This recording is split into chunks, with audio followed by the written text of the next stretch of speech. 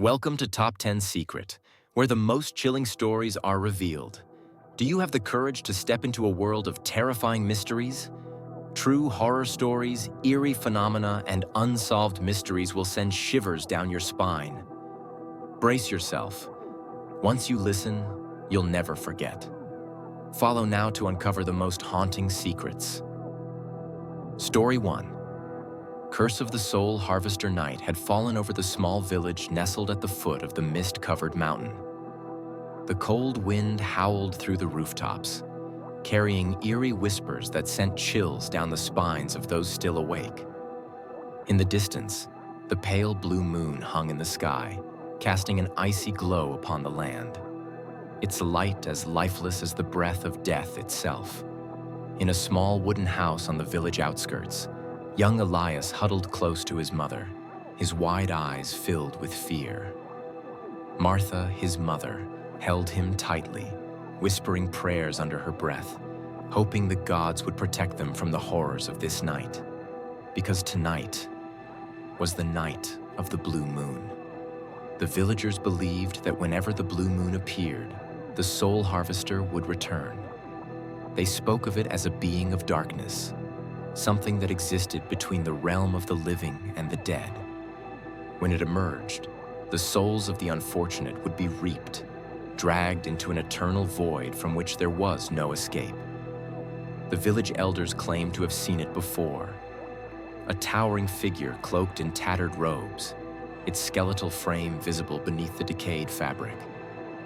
Two razor-sharp scythes jutted from its back, reflecting the moon's ghostly light. But the most terrifying part was its eyes, hollow and empty, yet filled with an abyss so deep that anyone who met its gaze would feel their very soul being devoured. Elias trembled, clutching his mother's hand. "Mom, will the soul harvester come here?" Martha gently stroked his hair, forcing a weak smile. "Don't worry, my love. We've locked the doors and lit the candles. As long as we stay inside, it won't find us." But her words could not banish the fear gripping the village. Outside, the night air grew even colder. Then, a church bell rang in the distance. A slow, eerie toll that echoed through the darkness like a call from the underworld. Martha's face turned pale. Elias clung to her tightly, his heart pounding in his chest. That bell, it meant that another soul was about to be harvested. And tonight, no one knew who the soul harvester would choose. The church bell continued to echo through the silent night, stretching out like mournful cries from the underworld. Elias clung tighter to his mother, his breathing quick and shallow with fear. Outside the window, the flames of the lanterns hanging in front of each house flickered weakly, as if they, too, were trembling at what was about to come. No one dared to make a sound. The villagers were all too familiar with the legend of the soul harvester. They knew that when a bell tolled once, it meant that a soul was about to be taken. But if the bell rang a second time, true darkness would descend upon the village. Elias shuddered as a cold gust of wind seeped through the cracks of the window. He turned to his mother, his voice barely more than a whisper. "Mom, do you hear that?" Martha held her breath, straining to listen. Beyond the sound of the wind whistling through the barren trees, there was something else. A faint noise, like footsteps gliding across the ground. Slow, icy. Elias gripped his mother's hand, his eyes wide, his body frozen in fear. Outside, amidst the thick fog, a shadowy figure began to take shape. It was taller than any human. Its tattered black cloak billowed slightly in the night breeze, the ragged ends covered in dust and ashes. From the empty sockets where its eyes should have been, a faint, eerie blue glow pulsed, like trapped souls desperately trying to escape. The soul harvester. Elias couldn't look away. His heart pounded so hard that he feared it would give him away. He felt his mother's hand squeezing his even tighter, but Martha said nothing. Then the thing they feared most happened. The second bell rang. This time, the sound was different. It didn't echo smoothly through the air. It was jagged, distorted, as if something had choked it midway. The flame of the lantern outside their window flickered once, then died. Darkness swallowed everything. Then, from the front yard, a voice echoed. It was not human.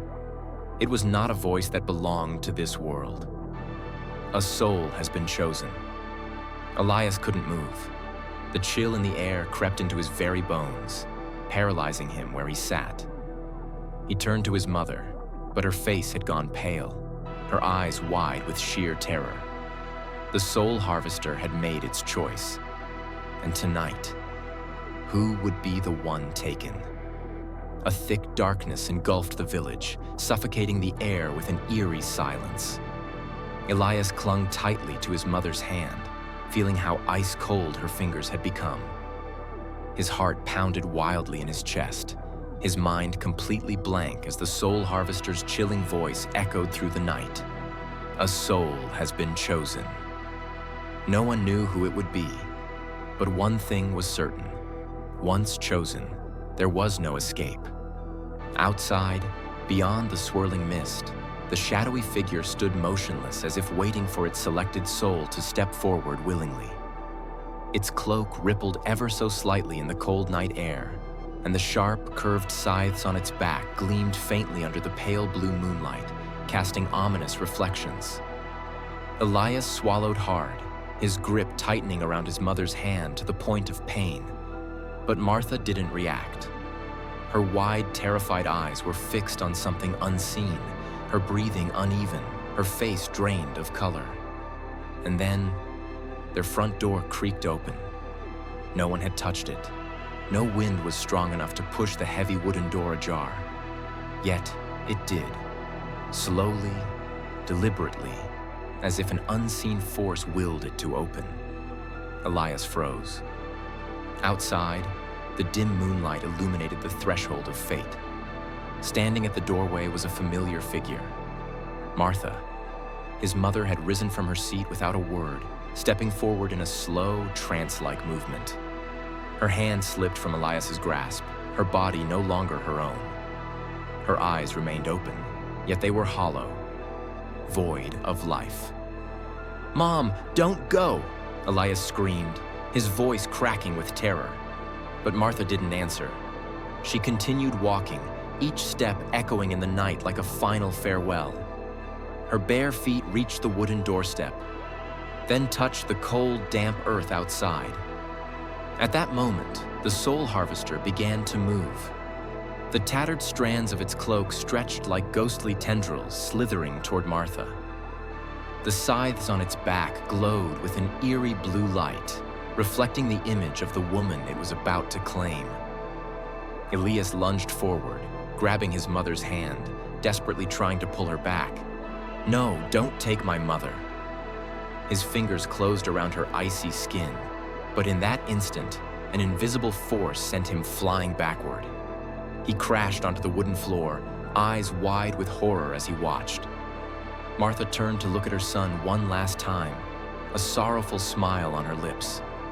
"Live well, my dear child." Then, a powerful gust of wind swept through the night, and she was gone. The soul harvester vanished into the darkness, taking with it the soul it had chosen. All that remained was Elias, collapsed on the ground, silent tears streaming down his face.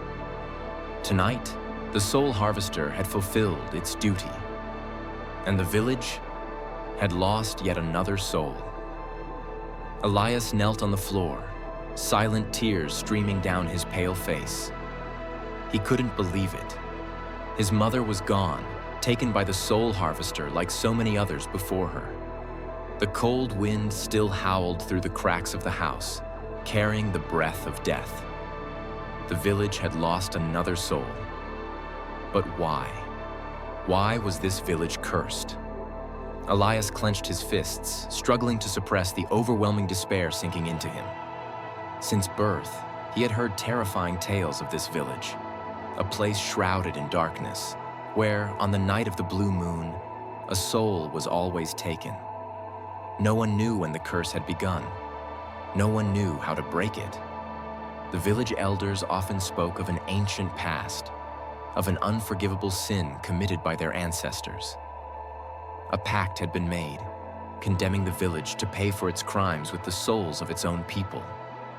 Year after year, the cycle of death never ended. Elias had once refused to believe these legends. But now, after witnessing his mother being taken before his very eyes, he had no doubts anymore. He had to find the truth. Determination burned in his eyes as he wiped away his tears and stood up. If he allowed fear to control him, he would remain trapped in this endless nightmare forever. He had to find a way to break the curse, to uncover the reason why the soul harvester returned every blue moon. He needed answers, and there was only one person in the village who could help him. Old Agatha, the oldest woman in the village, the only one who had survived countless blue moons without ever being chosen. Elias rushed out of his house, ignoring the suffocating darkness that surrounded him. He ran through the empty streets, where every lantern had long been extinguished. No one dared to step outside at this hour. It was just him, the night, and the fear pressing against his chest.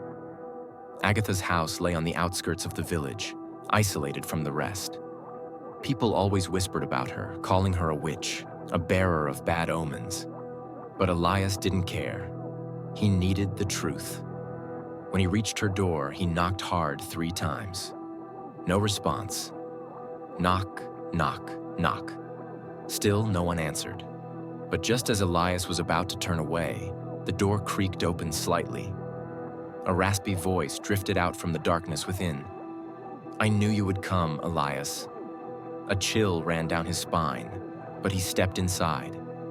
Inside the dimly lit house, old Agatha sat in a worn-out wooden chair, her cloudy eyes seemingly piercing straight into his soul.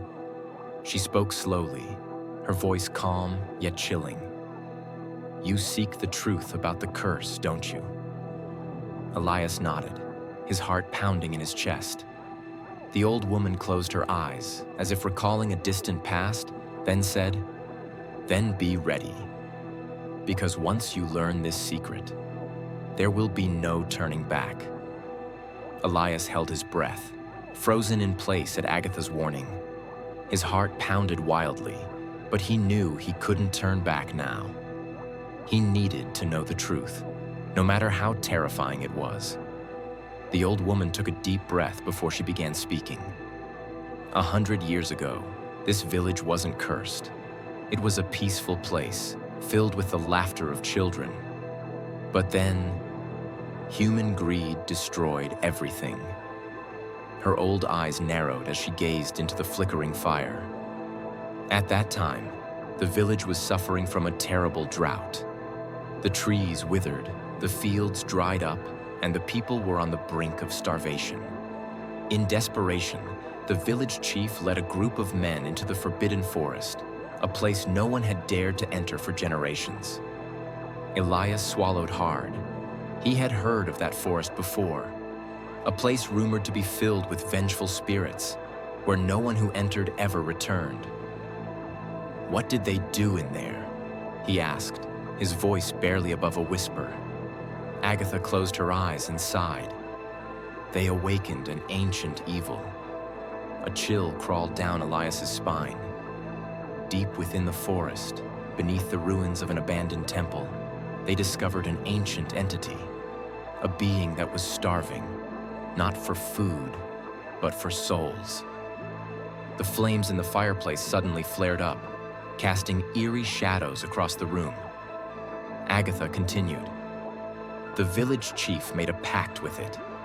In exchange for the village's prosperity, a soul had to be sacrificed every year on the night of the blue moon. Silence filled the room like a suffocating fog. Elias felt his body go numb. "So, the soul harvester is that entity?" he whispered. Agatha shook her head.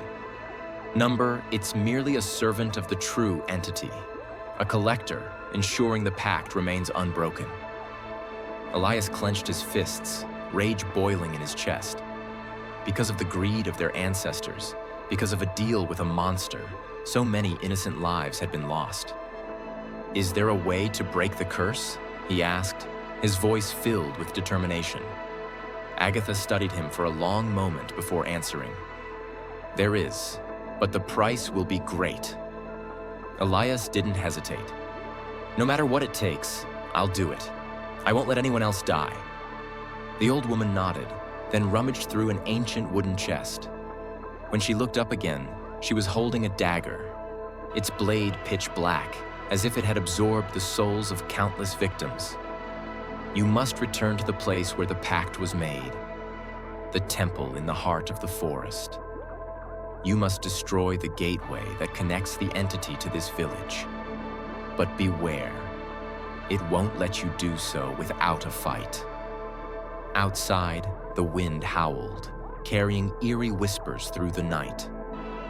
Elias took a deep breath, gripping the dagger tightly in his hand. He knew he was about to face a nightmare beyond imagination. But no matter what, he would fight. Because if no one else was brave enough to end this curse, then he would be the one to do it.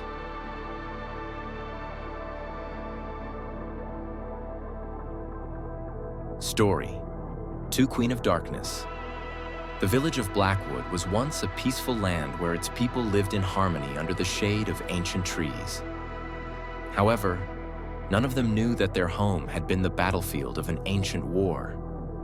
A war where humans had once fought and defeated beings not of this world. And none of them knew that a terrible curse had been cast, waiting for its time to rise again.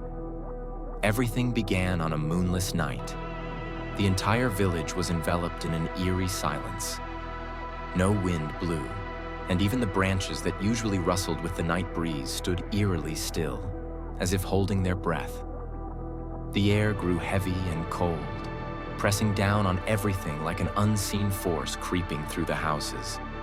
Then, the dogs began to howl, long, mournful cries that sent chills down the villagers' spines. Their eyes gleamed with fear, tails tucked between their legs, sensing something far beyond human comprehension. And then, from the depths of the forest, a whisper echoed. At first, it was barely audible, like the wind passing through the trees. But slowly, it grew louder, clearer, as if hundreds of voices were chanting a ghostly hymn in unison. The villagers shut their doors tight, holding their breath, listening. They dared not step outside, but they all felt it. Something was awakening. The next morning, when the first light of dawn broke, a man was missing. The missing person was Old Quan, a seasoned hunter who lived on the outskirts of the village. His door was left wide open. Muddy footprints trailed out toward the forest, where the grass was trampled as if something had dragged him away. But the most terrifying thing was the mark on his wooden wall, a long, clawed handprint etched deep into the wood. No one spoke the words out loud, but they all knew. Something terrible had returned. In the days that followed, the village was gripped by fear. Every night, the whispers continued, sometimes close, sometimes distant, always drifting from the depths of the dark forest. Then, the shadows appeared. Some claimed to have seen a towering figure with glowing red eyes, lurking within the fog. Those who dared to meet its gaze felt a bone-chilling cold seep into their veins, as if something was squeezing their hearts. Then the livestock began to die. Their bodies showed no signs of wounds or struggle, yet their blood had been completely drained, leaving behind nothing but shriveled, lifeless husks. Rumors spread quickly. Some villagers started recalling an old legend their ancestors once told, about a dark queen who had been sealed beneath the earth, about a curse that would awaken when blood was spilled upon this land. But it was already too late to run. On a fateful night, the ground trembled. A black wind swept through the village, carrying the thick, metallic scent of blood. The sky turned into a deep shade of darkness, swallowing the light of the stars. And then, from the heart of the forest, a figure emerged. A tall woman, clad in armor as dark as the abyss, with jagged spikes protruding from her shoulders and arms. Her eyes burned with a crimson glow, her long hair flowing like woven strands of shadow. 2 curved horns jutted from her forehead, making her appear as both a warrior and a demon risen from the dead. The villagers stood frozen in terror, unable to utter a single word. Then she smiled, a cold, hollow smile devoid of human warmth. And in a voice both deep and resonant, she spoke, "I have returned." For generations, the people of Blackwood Village had passed down a terrifying legend, the tale of the Dark Queen. While many dismissed it as nothing more than a story meant to scare children, the elders of the village had always believed that the curse was real. Long ago, this land was ruled by a malevolent force. The Dark Queen was not human. She was a being born from darkness, an ancient entity with the power to manipulate souls and command the night at will. She did not merely reign over the forest. She saw humans as fragile puppets, harvesting their souls to feed her power. Those who were taken by her never returned. Those who dared to resist were twisted into monstrous creatures, eternally bound to her service in the shadows. It was said that the Queen's eyes were not only red as blood, but could see into a person's very soul, drowning them in despair with a single glance. However, no ruler can reign forever. After years of living in fear, humanity finally rose up. They gathered their strongest warriors and, with the aid of ancient sorcerers, formed an alliance to overthrow her. The battle between light and darkness raged for days, the land soaked in blood, but humanity refused to yield. At last, a great sorcerer forged a seal that imprisoned the Dark Queen's soul deep within the earth. Her body was destroyed, but before she vanished, she uttered a chilling curse. "You may imprison me, but darkness can never be destroyed. When the blood of my enemies soaks this land once more, I shall return." Though fearful, the people believed the seal would hold forever, and they continued to build their lives on the very land that had once been consumed by darkness. Yet time makes people forget, and no seal can last eternally. No one knew exactly what had triggered the curse. Perhaps someone had unknowingly disturbed the ancient seal, or maybe the very blood of the villagers had awakened her once more. But as soon as the strange occurrences began, the eldest members of the village recognized the familiar signs. She has returned. They tried to warn the others, but it was too late. No one could escape, and nothing could stop what was coming. That night, the nightmare truly began. The darkness was no longer just a presence lurking in the forest. It flooded into the village like a tidal wave, swallowing everything in its path. No one could see beyond the glowing red eyes piercing through the night, accompanied by whispers that seemed to drift in from another world. And then, from deep beneath the earth, she emerged. The Dark Queen, risen from the dead. The night blanketed Blackwood Village in an eerie silence. The wind no longer rustled through the trees, and the usual chorus of insects had vanished. It was as if the world itself was holding its breath, waiting for something terrifying to unfold. Beyond the forest, the darkness thickened like never before. This was no ordinary night. It was alive, slithering across the ground like the tendrils of a monstrous entity. The villagers cowered inside their homes, afraid to peek outside. But they all heard it. The whispers. At midnight, an icy wind swept through the village, carrying with it the metallic scent of blood and an unbearable sense of dread. Then, footsteps echoed, heavy, slow, dragging across the ground. From the depths of the forest, a towering figure emerged. The villagers didn't need to see clearly to know what it was. The Dark Queen had returned. She stood there, tall and commanding, her glowing red eyes burning like twin embers in the night. Her pale skin contrasted sharply against her jet black armor, adorned with jagged spikes. The curved horns on her head made her appear less like a queen and more like a goddess of darkness descending upon the world. With each step she took, the earth cracked, the trees withered, and the very air grew thick, as if reality itself was suffocating under the weight of eternal darkness. Panic spread like wildfire through the village.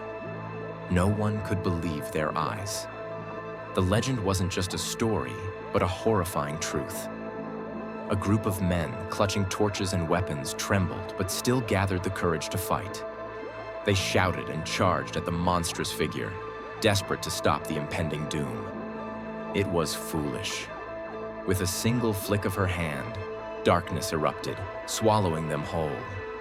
They didn't even have time to scream. In the blink of an eye, their bodies crumbled into ash, leaving nothing behind but an eerie silence. The remaining villagers sobbed in despair. There was no doubt anymore. The Dark Queen could not be defeated by mere force. She strode into the heart of the village, where the survivors knelt, trembling in terror. In that moment, the Queen finally spoke. Her voice was neither loud nor soft, yet it echoed as if it came from the depths of the abyss itself. "Did you think you could forget me?" No one answered. There was only silence and muffled sobs. "I have waited patiently for centuries, and now I will reclaim what is mine." Then, a cold, merciless smile crossed her lips.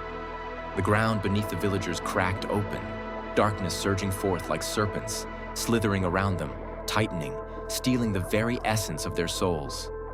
The entire village vanished into the abyss. And from that day forward, no one ever heard from Blackwood Village again. Only a lifeless forest remained, where lost souls whispered their eternal lament into the night. Darkness had swallowed Blackwood Village whole. There were no survivors. The trees had withered, the ground had cracked open, and a thick black mist permanently cloaked the land. They said that if you listened closely, you could still hear the whispers of trapped souls, forever wailing in the abyss. But the story didn't end there. Far from the forsaken village, a lone wanderer walked down a dusty path. His name was Edwin, a bounty hunter who didn't believe in legends or old superstitions. When he heard of Blackwood's mysterious disappearance, he felt curiosity rather than fear.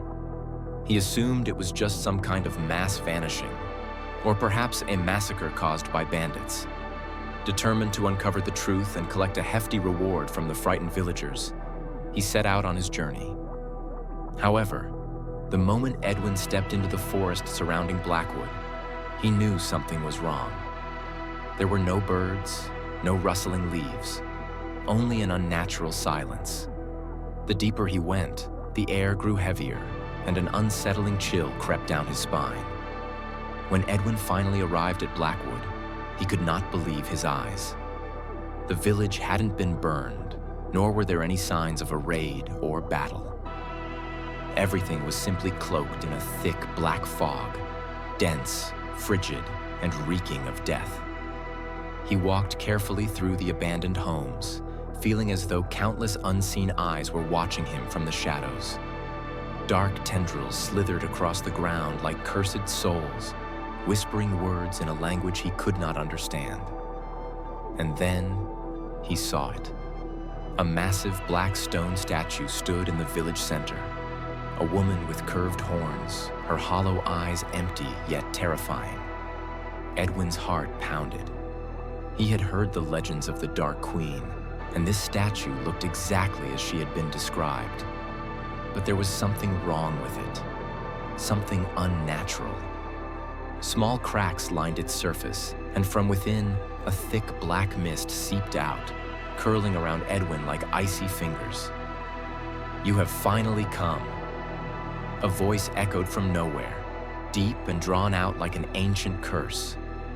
Edwin spun around, but no one was there, only the darkness shifting, tightening around him. It was then that Edwin realized he had made a terrible mistake. This wasn't a simple disappearance. This wasn't the work of men.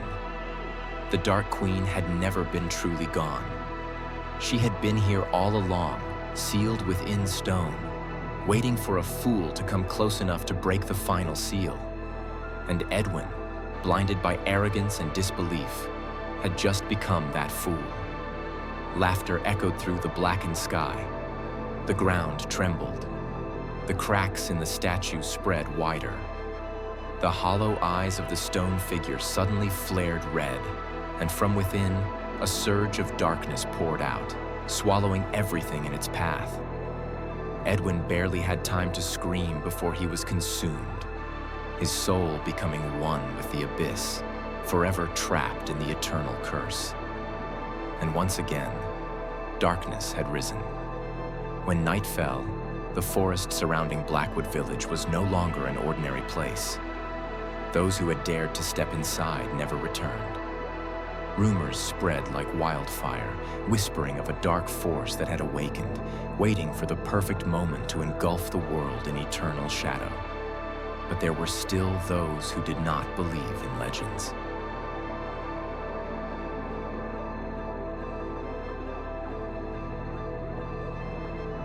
Lucian, a wandering sorcerer, was one of them. He had heard the tales of the Dark Queen, of her terrifying power, but he had never believed that such an entity truly existed. To him, it was nothing more than a folk tale, fabricated to scare the weak-hearted. But he was wrong.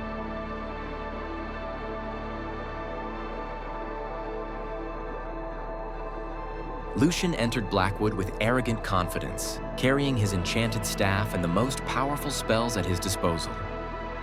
He believed that if any supernatural force lurked there, he could defeat it. But the moment he stepped into the cursed forest, he felt something was off. No life, no sound, only an eerie, suffocating silence. The trees were twisted, as if some invisible hand had crushed them into grotesque shapes. The ground was cracked, and elongated shadows slithered around him, like lost souls wandering aimlessly. Yet Lucian pressed forward. He reached the village center, where a towering black spire had risen from the earth, something that had never been there before. His heart pounded. He could feel a terrible energy radiating from within, something ancient, malevolent, and overwhelmingly powerful. The tower doors swung open at his touch. Inside was pure darkness, a vast, empty space without a single trace of light. And then, from within the void, a voice echoed. "Have you come to challenge me?" Lucian tightened his grip on his staff, turning sharply, but saw nothing except endless darkness. Yet, he felt a presence, something colossal, powerful, and utterly terrifying. A pair of glowing red eyes emerged from the abyss, burning like twin infernos. And then, from the darkness, a familiar figure stepped forward. She had awakened. Her pale skin glowed with an eerie radiance in the void. Her long black cloak trailed behind her, and the curved horns protruding from her silver-white hair made her look like a goddess of destruction. Lucian swallowed hard. This was no longer a legend. This was real. Immediately, he cast a spell, conjuring a blazing fireball and launching it straight at the dark entity. But the flames vanished the moment they touched the shadows. The Dark Queen smirked. How pathetic. In an instant, darkness surged like a tidal wave, crashing down on Lucian before he could react. His entire body was constricted, as if thousands of unseen hands were dragging him into a bottomless abyss. He tried to scream, but no sound escaped. Everything was suffocating. And then he vanished, consumed by the shadows as if he had never existed. The Dark Queen turned, her glowing red eyes gazing upon the world beyond. The seal had been broken, and she had returned. Once again, darkness rose, ready to swallow everything in its path. The last wanderer rain fell silently over the ruins of Blackwood Village, turning the stone paths into rivers of inky black water. Not a single soul in sight, no signs of life. only abandoned houses, swallowed by the eternal gloom. But in the dead of night, a lone figure wandered into the cursed village. Darian was a drifter. He had no home, no family, only a life of endless wandering. But Darian was different from others. He did not fear the dark, nor did he believe in curses or the strange tales villagers whispered to one another. He had heard of the Dark Queen, of the souls trapped in the black mist, of the unfortunate ones who entered this village and never returned. But Darian didn't care. He stepped into the village square. The air around him was too quiet, unnaturally still, as if the world itself had ceased to exist. Then suddenly a soft chuckle echoed. Low, lingering, and haunting. Darian whipped around, but saw nothing. Only shadows shifting, moving like living creatures, slithering over crumbling walls and seeping through cracks in the ground. A chilling breeze passed through, and then a voice whispered right by his ear. "Aren't you afraid?" Darian did not answer. He had heard the stories, had seen men tremble as they spoke of the darkness that dwelled here. But he did not believe in unseen terrors. Yet this time, he could feel it. Something ancient, dreadful, and immensely powerful. The air around him grew heavier, as if he were standing at the edge of an abyss. And then the darkness gathered, forming a shape before him. A woman emerged, tall, slender, draped in a long black cloak that trailed along the ground. Her skin was pale, her silver-white hair cascading down her shoulders, and her crimson eyes burned like twin infernos. Darian knew who she was without needing an introduction. The Dark Queen. She stared at him, her lips curling into an enigmatic smile. "You are different from the others." Darian remained silent, but deep inside, he felt an overwhelming danger. The Dark Queen moved closer, her steps silent as death itself. The shadows coiled around Darian, tightening like invisible chains. Yet he did not struggle, did not cry out. He simply stood there, staring into the abyss that was slowly consuming him. Then, the Dark Queen spoke again, her voice soft yet commanding. "Do you wish to see the truth?" A sharp pain pierced through Darian's mind. Visions flashed before his eyes. Souls trapped in the darkness, screams echoing through the void, and a past buried beneath centuries of forgotten time.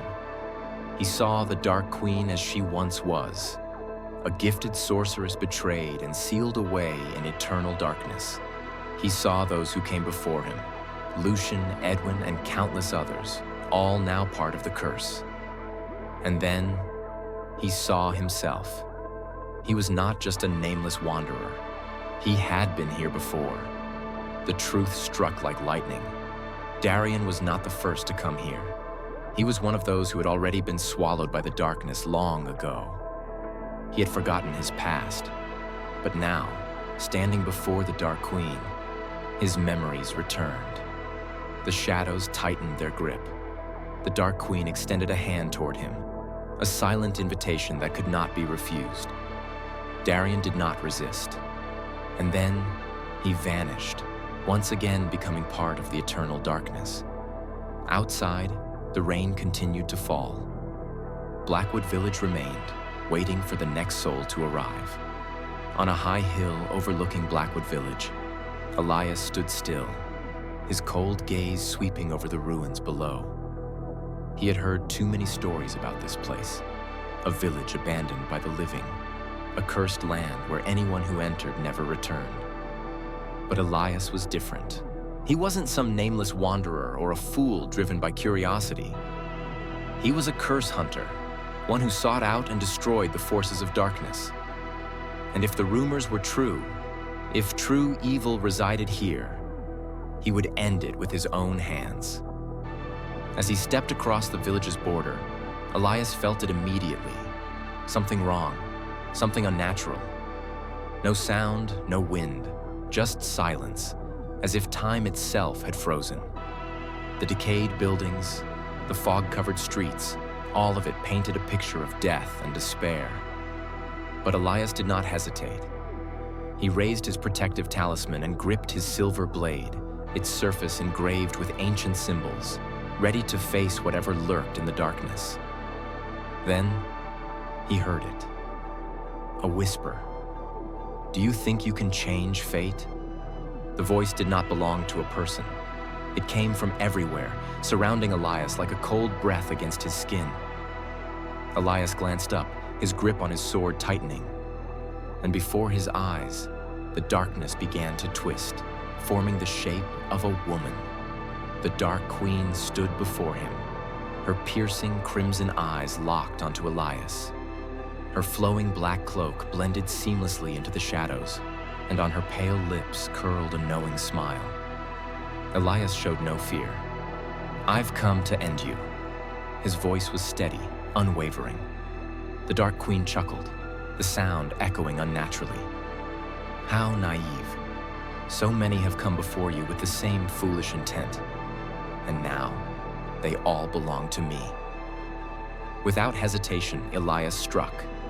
His silver blade gleamed as it cut through the air, slicing straight through the figure before him. But the moment his blade made contact, the darkness shattered, then quickly reformed, untouched. Elias stepped back, eyes narrowing. And then he realized the darkness was closing in on him.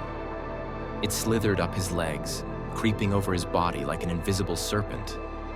He struggled, tried to chant a banishing spell, but nothing worked. The Dark Queen stepped closer, her fiery gaze unyielding. "Do you know why no one has ever defeated me?" Elias could not answer. His throat tightened under an unseen force. "Because you have been here before." Her words sent a searing pain through his mind.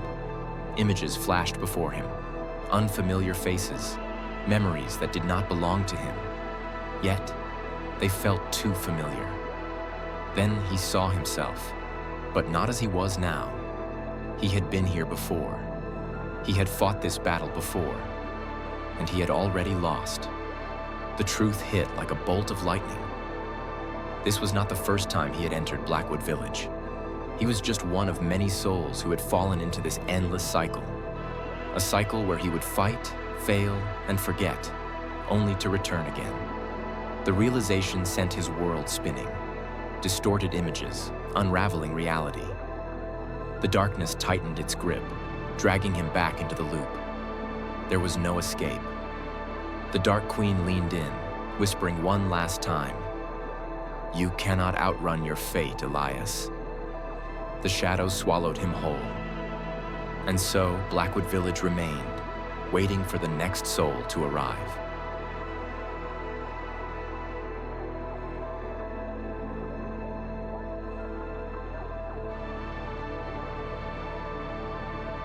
Story 3: Whispers from the Graveyard. Under the eerie glow of the full moon, a thick mist blanketed the desolate graveyard. Cold winds sliced through the still air, carrying the breath of death. Rows of ancient tombstones stood silently, covered in moss, like forgotten witnesses of time. The entire place was deathly quiet, except for the rustling of dry leaves skittering across the ground and the distant caws of ravens echoing through the night. At the heart of the cemetery, a shadowy figure sat motionless atop a moss-covered stone, draped in a long, tattered cloak. It was the Reaper, the keeper of lost souls. He neither breathed nor moved, his hollow, pitch-black eye sockets gazing into the endless void. In his bony hands, he cradled a cracked human skull, as if it were a relic of the souls he had claimed. His skeletal fingers traced the brittle surface of the skull, as if reminiscing about a past long forgotten. Perched on the Reaper's shoulder, a raven with piercing, soulless eyes let out a hoarse, chilling cry. More ravens stirred from the surrounding trees, their dark wings slicing through the moonlight, casting sinister shadows on the cold earth. These birds were the harbingers of death, forever following the Reaper, waiting to carry away the souls of the condemned. In the distance, The mist slithered between the tombstones, revealing the faint, ghostly figures of wandering spirits. They had no clear form, just hazy silhouettes drifting aimlessly, trapped between two worlds. Some trembled as they inched closer to the Reaper, only to hesitate and retreat, for they knew the truth. Once they touched him, there was no turning back. Under the pale moonlight, the graveyard became a stage for lost souls. The wind howled through the cracks in the stones, whispering eerie voices that called out to the living. No one knew when this place became the Reaper's domain, only that once you stepped inside, you would never leave without losing something, even if it was just a piece of your soul. In the dead of night, the pale moon cast its ghostly glow over the abandoned graveyard. The air remained thick with an eerie silence, broken only by the howling wind that swept through the ancient tombstones and the ominous flapping of raven wings. But then, in the depths of the suffocating darkness, something began to change.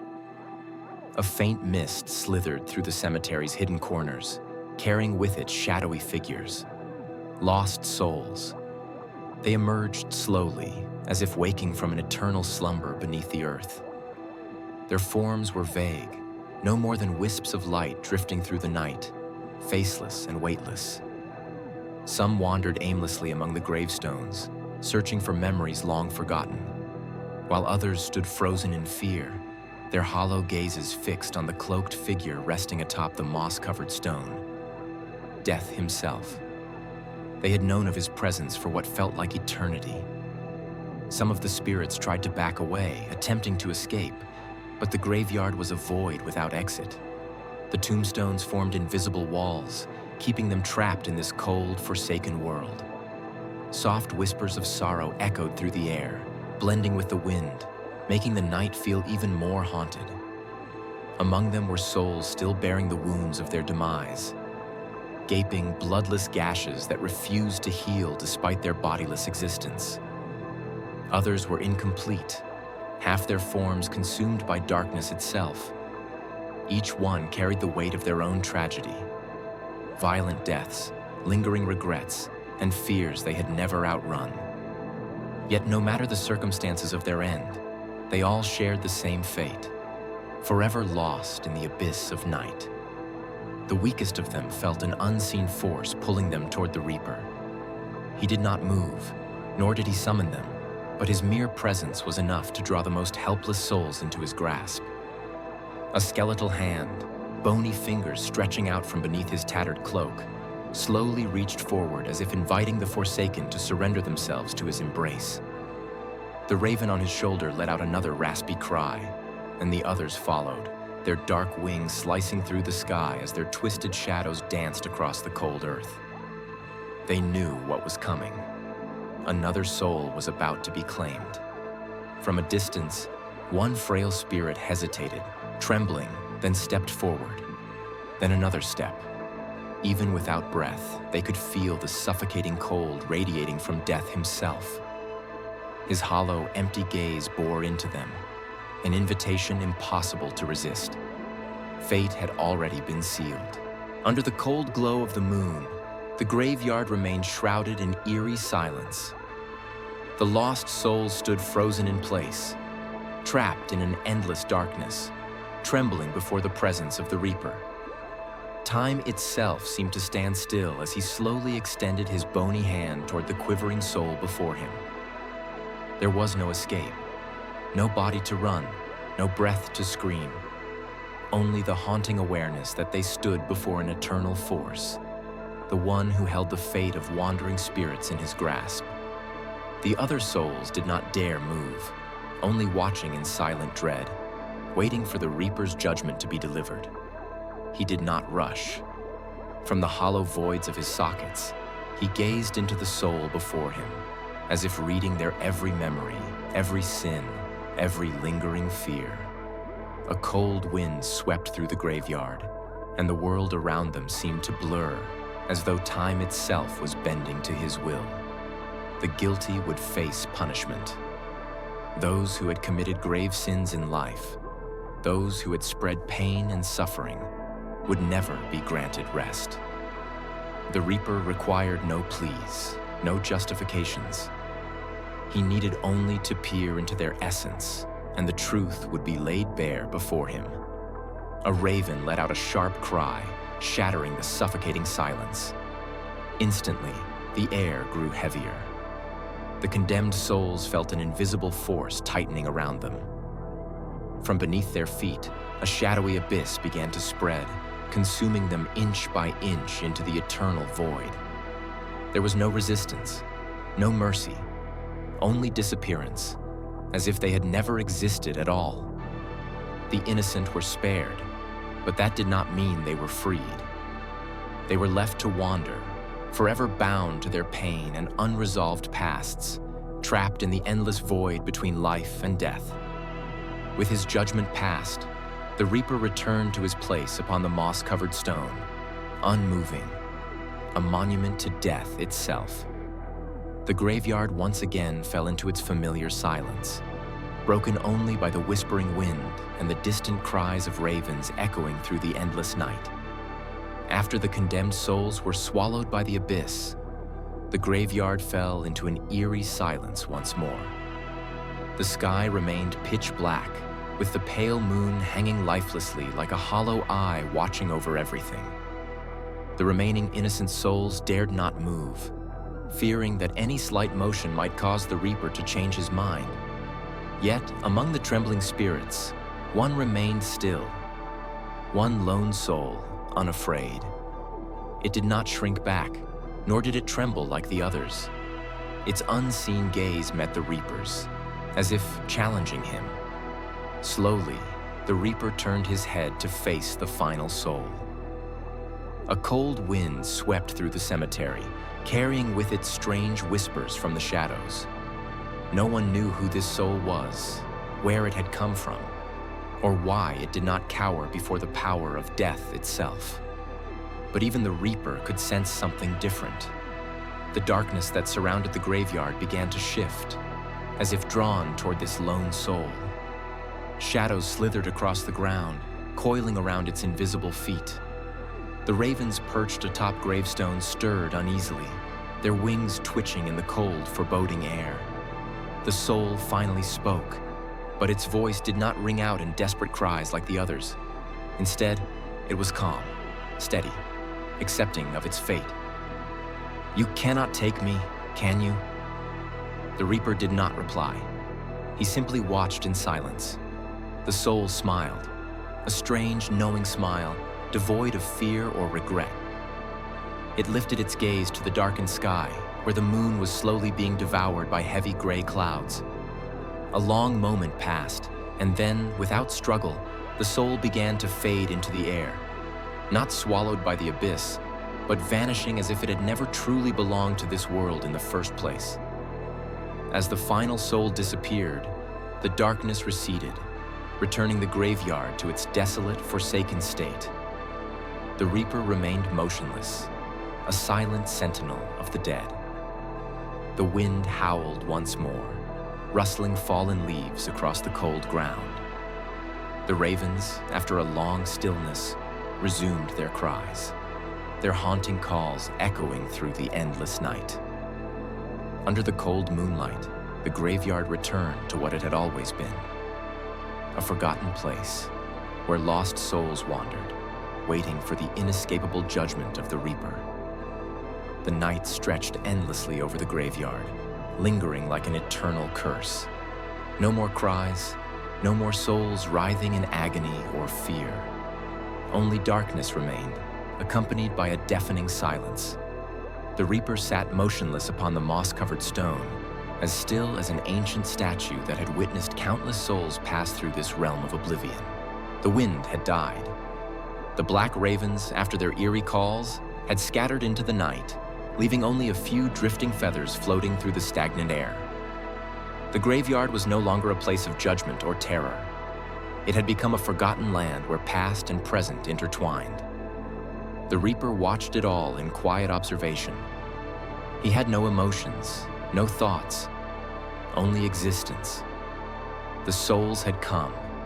They had been judged, and now only cold, Lifeless tombstones remained beneath the pale, ghostly moonlight. But he knew this was not the end. This night would pass, but another would take its place. More souls would arrive, more stories would unfold, and the wheel of fate would continue its unending rotation. In one corner of the graveyard, an old clock ticked faintly, though no one knew why it still functioned in such a desolate place. Its hands moved sluggishly, yet never seemed to reach their final destination. Time in this place did not follow the rules of the living. It moved, yet stood still, as if this entire realm existed within an endless dream. Beneath the reaper's feet, the earth lay cold, ancient roots twisting through forgotten graves. They had witnessed countless souls come and go, countless stories fade into oblivion, countless secrets buried beneath the decaying soil. But the reaper did not concern himself with such things. He was not the keeper of history, only the guardian of death. The night stretched on, swallowing everything in absolute stillness. No one knew if change would ever come, or if this place would forever remain trapped in shadow. But one truth remained unshaken. The reaper would always be there, waiting in silence, watching over the endless night.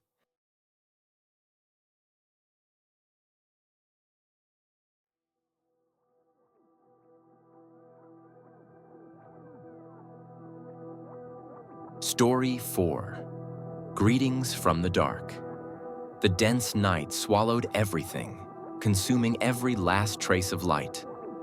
There was no moon, no stars, only an endless abyss of blackness stretching across the sky. The wind howled through the skeletal branches of barren trees, carrying eerie whispers, like the voices of cursed souls lost in the void. Amid this desolation, a figure emerged from the shadows. At first, it was nothing more than a faint silhouette, but as it stepped forward, its form became clearer. A person, or rather a being, was approaching. It wore a Victorian-style black gown that clung to its tall, slender frame. But the most terrifying thing about it was not its attire, but the face hidden beneath the veil of darkness. A face devoid of flesh, nothing but an exposed skull twisted into a grotesque, eerie grin. It had no pupils, yet its hollow eyes burned with an unnatural, icy blue glow, piercing through the very soul of anyone who dared to look. Twisted, demonic horns curled atop its head, emanating a power far beyond mortal comprehension. In its hands, it held a tattered piece of parchment. On it, 2 simple words were written: "Good morning." A greeting, but one devoid of warmth, devoid of humanity. Its presence suffocated the world around it. The wind stopped, the chirping of insects ceased.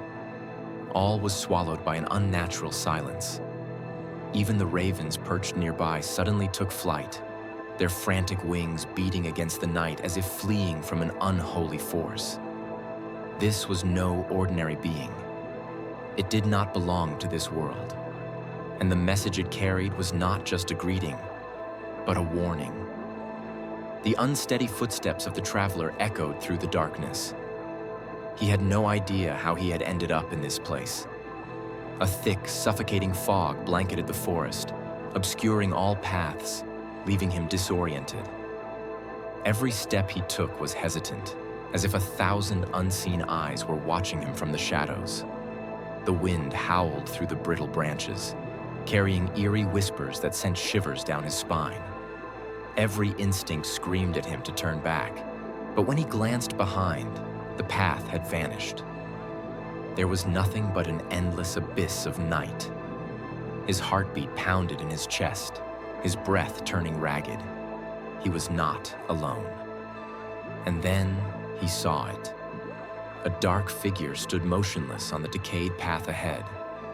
Tall and gaunt, dressed in an old-fashioned Victorian gown, it might have been mistaken for a lady from another era. But when its eyes, icy blue orbs glowing from the depths of its hollow sockets, flared in the darkness, a paralyzing dread gripped the traveler's soul. He couldn't look away from its face, an exposed skull twisted into a grotesque grin, its empty eye sockets burning with an unholy light. But the most terrifying thing of all was the parchment it held in its bony hands. "Good morning." His entire body froze. A simple greeting, yet it sounded like a death sentence. He wanted to run, but his legs refused to move. The air around him thickened, suffocating, draining the warmth from his body. The figure did not move. It didn't have to. A cold wind swept through the forest, and suddenly, the ground beneath him trembled. From the earth's frozen depths, skeletal hands emerged, grasping at his ankles. He struggled, desperate to break free, but the harder he fought, the stronger their grip became, dragging him downward into the abyss. In his final moments of terror, his eyes flicked back to the parchment in the figure's hands. The words had changed, no longer a morning greeting. "Welcome to the end." And then, darkness consumed him. Darkness consumed everything, cold, infinite, and absolute. The traveler opened his eyes, but all he saw was a vast void of nothingness. He had no idea how long he had been here, nor where here even was. He tried to move, but his body felt weightless. His hands reached out into the abyss, only to grasp at emptiness. Every sense was strangled by an overwhelming silence, oppressive, suffocating. There was no escape, no direction, only him and the endless void. Then a voice echoed. It was not a normal voice. It was something far worse. An eerie, bone-chilling sound that resonated from all directions at once. It had no origin, yet it slithered into his mind, wrapping around his thoughts. It was not just one voice, but many. Whispers, screams, distorted laughter, all merging into a nightmarish symphony of the damned. He clutched his head, trying to shut out the sounds, but they only grew louder, sinking deep into his consciousness. "You have entered my domain." A freezing cold crept over him, numbing his flesh and bones. Before him, the darkness began to take shape. It was the same entity he had seen before. The flowing black gown, the eerie blue eyes, the grotesque skeletal grin. But this time, there was no distance between them.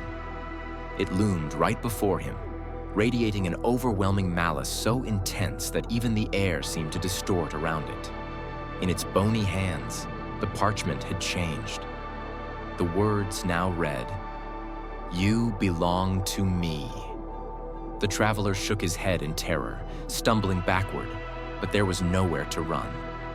The unseen ground beneath him began to crack. From the depths below, skeletal hands emerged once more, clawing at his body. But this time, they weren't just dragging him down. They were tearing at him, ripping at his very soul. He screamed. But there was no one to hear him, no one to save him. The entity stood still, watching him struggle with its twisted grin, savoring his agony. Everything blurred. Pain, cold, the suffocating void swallowing him whole. And then, all was gone. Part 4. The eternal cursed darkness was no longer just an absence of light. It had become a living entity, twisting and suffocating every last shred of hope in the traveler's mind. There was no light, no time, only an infinite void of nothingness. He had no idea how long he had been here. Seconds? Centuries? There was only one certainty. He no longer belonged to the world of the living. The voice returned, whispering directly into his ear, though there was no visible presence. "You have entered, and you will never leave." A cold shiver ran down his spine. Fragments of memories flickered in his mind, faint echoes of a life before this nightmare, a time when he had known warmth, peace, and the feeling of being human. He tried to cling to them, but the more he reached for them, the more they faded, slipping through his grasp like sand in the wind, as if something, someone, was stealing them away. He refused to accept this fate. With every ounce of strength left in him, he screamed, struggling against the darkness that was consuming him. But instead of breaking free, a vision materialized before him. The entity with those piercing, icy blue eyes. It no longer held the parchment. Now it was in his hands, and on it, a single phrase had appeared. "You are next." His breath hitched as he looked down at his hands. No longer flesh and blood, but bare, white bones. He could feel the shadows flooding into his very being, reshaping him, twisting him into something no longer human, a creature of the abyss. Pain shot through him as the horrific truth settled in. He had not escaped. He had become part of this place. And now he waited for the next soul to step into the darkness.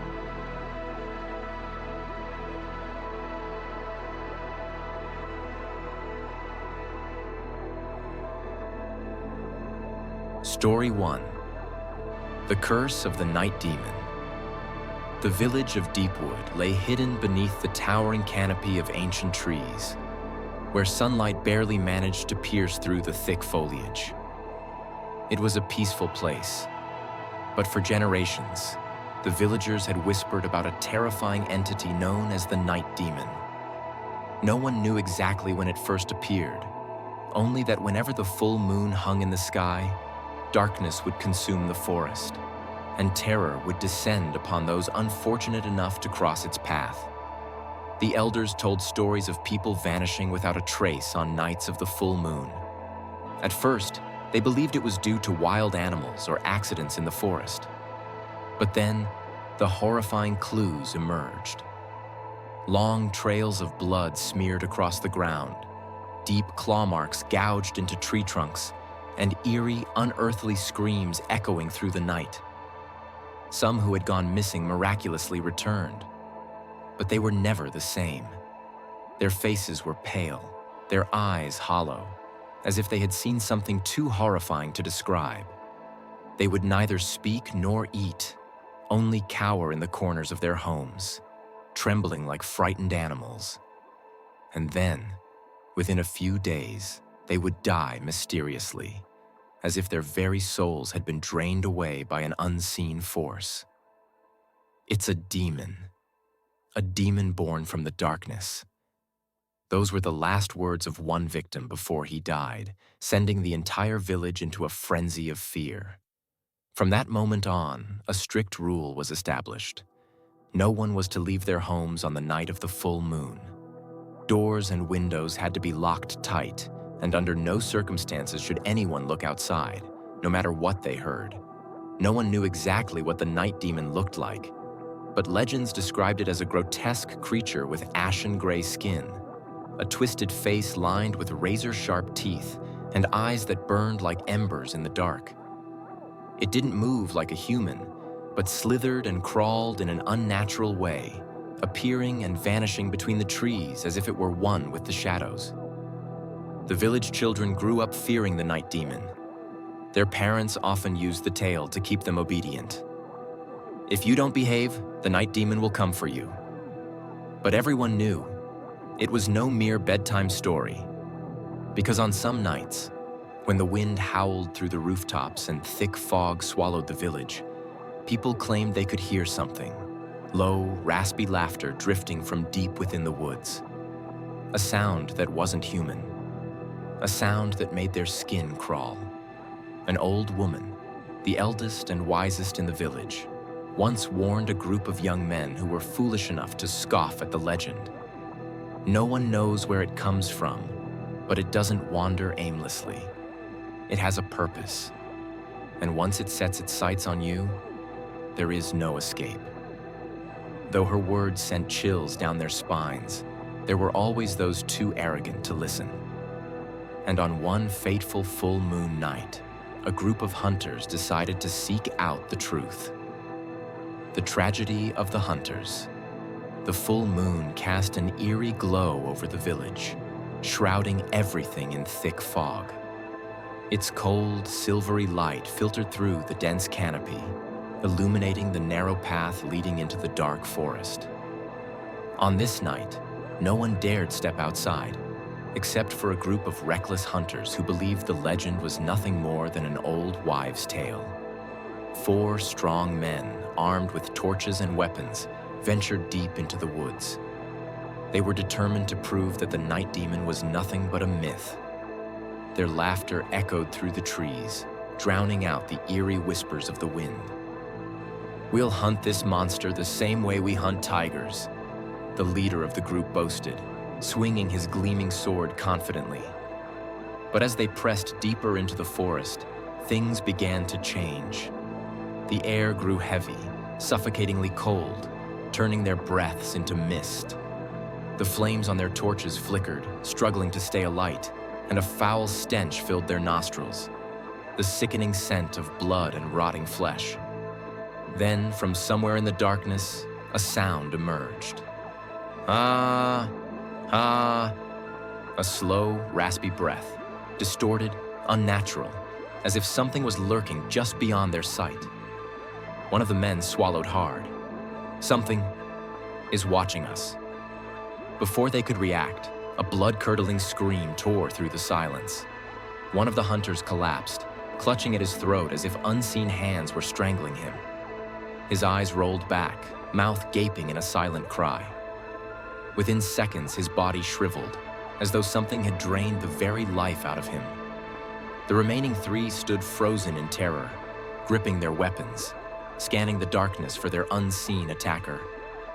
But there was nothing, only shifting shadows, as if the forest itself was moving. Then, they saw it. From the pitch-black void, 2 glowing red eyes appeared. A twisted, grotesque face emerged from the darkness, its mouth stretched into an unnaturally wide grin, lined with razor-sharp teeth dripping with a thick black substance. It moved on all 4s, its clawed hands scraping against the ground, making an unbearable scratching noise. One of the hunters screamed and swung his sword. The blade sliced through empty air. The night demon had vanished. But then, from behind him, a skeletal hand shot out and seized his throat. He struggled, but his strength drained away almost instantly.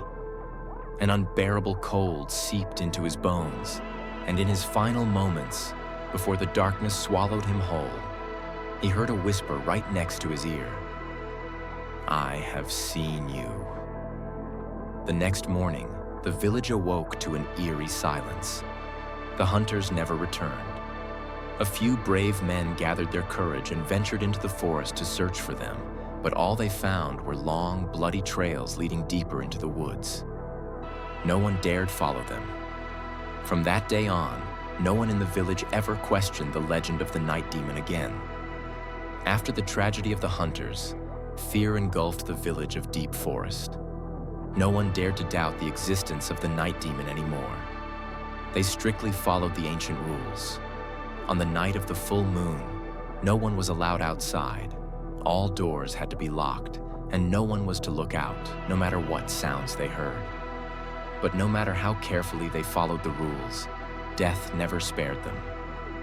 Every year, on the night of the full moon, someone mysteriously vanished. Sometimes, it was just a curious child who wandered out of bed. Other times, it was a careless man who forgot to latch his door. And then, bloodstains, claw marks on the walls, and eerie shrieks would appear, reminding the villagers that the night demon was still there, waiting for new souls. In their despair, the villagers turned to the oldest woman in the village, the one believed to know the most about ancient legends. They begged her for help, for a way to break the curse. The old woman remained silent for a long time before speaking in a hoarse voice. "You cannot destroy it. You cannot escape it. It is not an ordinary demon. It is the darkness of this land itself, the collector of debts from sins long past." The villagers were stunned. Sins? What sins had been committed? The old woman took a deep breath, then revealed a secret that had been buried for centuries. Long ago, before the village of Deep Forest existed, a tribe once lived on this land. They worshipped the spirits of the forest and lived in harmony with nature. But then, outsiders arrived, the ancestors of the villagers today. They hungered for land, did not believe in spirits, and saw the natives as weak. One fateful night, they massacred the entire tribe, burned down their sacred temple, and erased every trace of their existence. Cries of agony and curses echoed through the dark forest. And from the ashes, a being was born, the night demon, the vengeful spirit of those who perished. It could not be killed, nor could it be banished, because it was the very embodiment of the land's wrath. Every new generation of the village had to pay the price with their lives, and the curse would continue forever. The villagers were speechless, terror evident on their faces. They weren't just facing a monster, they were suffering the consequences of their ancestors' sins. One person, trembling, asked, "What? What can we do?" The old woman shook her head. "There is only one way: atonement. You must return what was taken." But how could they return lost souls? How could they atone for the lives that had been stolen centuries ago? The old woman gave no answer. But from that night on, a group of villagers began searching for a way to perform an ancient ritual, a sacrifice to appease the wrath of the night demon. The blood sacrifice. After hearing the old woman's prophecy, the villagers were consumed by fear and despair. They knew that unless they found a way to atone, the curse would continue to bring death. But how could they return the lost souls? How could they appease the wrath of the night demon? A group of elders secretly gathered and decided to perform an ancient ritual, the blood sacrifice. They believed that by offering one soul as a replacement, the night demon would spare the village, at least for a year. Choosing the sacrifice was not easy. They could not force anyone, but no one dared to volunteer for certain death. Fear spread throughout the village. Children cried, while the adults whispered anxiously among themselves. Then one day, a young woman named Lynn stepped forward. She was an orphan, with no family and no ties. She quietly looked at the desperate faces around her and spoke softly. "If someone must be sacrificed, let it be me." The village fell silent. No one wanted to meet her gaze, yet no one stopped her. On the night of the full moon, the ritual began. Lynn was led deep into the forest, to the place where legend said the massacred tribe had once worshipped their sacred spirits. She was dressed in a pure white robe, holding a bundle of burning incense. The villagers escorting her stopped at the edge of the woods. None dared to go any further. She walked alone into the darkness, her steps slow and deliberate on the dry leaves. The wind howled through the trees, carrying the whispers of lost souls. Then she stopped. In front of her stood a massive shadow, the night demon. Its glowing red eyes pierced through the darkness, and its sharp teeth curled into a monstrous grin. Its breath carried the stench of blood and death. But Lynn did not scream, nor did she run. She knelt down and bowed her head deeply. "I have come to atone." The demon stood still, watching her for a long time. The silence was suffocating. Then, a deafening roar shook the forest. A powerful gust of wind blew through, whipping Lynn's hair into the air, yet she did not flinch. Suddenly, everything went quiet. The demon slowly retreated into the shadows, vanishing into the mist. Lynn opened her eyes. She was still alive. The next morning, the villagers waited in tense anticipation, but no one had disappeared. There were no bloodstains, no claw marks, no signs of horror. For the first time in years, a full moon night had passed without death. The curse had been temporarily lifted, but no one knew how long this peace would last. Years had passed since Lynn's sacrifice, and the village of Deep Forest slowly regained its peace. No one had gone missing on full moon nights. No more agonizing screams echoed from the forest. The villagers believed the curse had been lifted, that Lin's sacrifice had freed them from the demon that had haunted them for generations. But they were wrong. One night, under the eerie glow of the full moon, the signs of terror began to return. The village dogs howled endlessly, trembling as if sensing something dreadful approaching. The trees swayed despite the absence of wind. The air grew unnaturally cold, carrying the suffocating scent of death. Then a scream pierced through the silence from a house on the edge of the village. The villagers rushed to the scene, but when they opened the door, they found only an empty room. Blood was splattered across the floor, the window was torn apart, and a sickening metallic scent lingered in the air. Another person had vanished. Fear spread like wildfire. They realized that the ritual had only delayed the inevitable. It had not stopped the evil. The night demon had returned.